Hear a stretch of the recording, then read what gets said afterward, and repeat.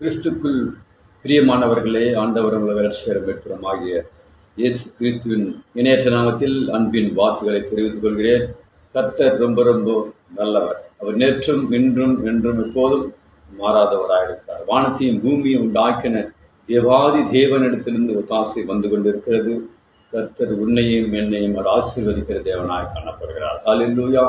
பிலிப்பியர் 4ஆம் அதிகாரம் 12வது வசனம் சொல்கிறது, தாழ்ந்திருக்கும் எனக்கு தெரியும், வாழ்ந்திருக்கும் எனக்கு தெரியும்.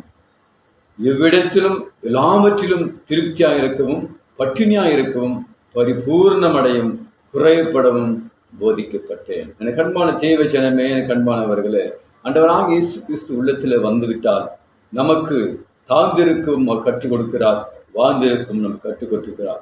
எந்த நிலைமையிலும் நம் வீட்டிலே எந்த சூழ்நிலையிலும் எல்லா தானியங்கள் இல்லாமல் போனாலும், தண்ணி குடிக்கிறதுக்கு இல்லாமல் போனாலும், அவர் திருப்தியாக இருக்கவும் பட்டினியாக இருக்கவும் அவர் உனக்கும் எனக்கும் அவர் கற்றுத்தருகிற தேவனாய் காணப்படுகிறார்.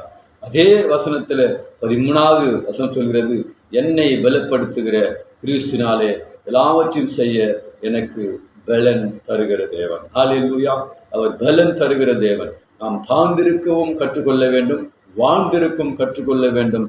என்னை பலப்படுத்துகிற கிறிஸ்துவினாலே எல்லாவற்றையும் செய்ய அவர் பலன் தருகிற தேவன். ஹல்லேலூயா, ஹல்லேலூயா. தேவன் தம்முடைய ஐசுவத்தின்படி உங்கள் குறைவுகள் எல்லாம் இயேசு மகிமையிலே அவர் நிறைவேற்ற போதுமானவராக இருக்கிறார். எனக்கு அன்பான தேவ ஜனமே, இந்த வார்த்தை கேட்கிறவர்களே, ஆண்டவர் உள்ளத்தில் வந்துவிட்டால் நமக்கு தாழ்ந்திருக்கும் கற்றுத்தருகிறார், வாழ்ந்திருக்கும் கற்றுகிறார், பட்டினியா இருக்கவும் கற்றுக்கிறார், பரிபூர்ண அளவு கற்றுத்தருகிறார். பலப்படுத்துகிற கிறிஸ்து நம்மோடு கூட இருக்கிறார். God bless you. கர்த்தர் உங்களை ஆசீர்வதிப்பாராக. ஆமென், ஆமென், ஆமென்.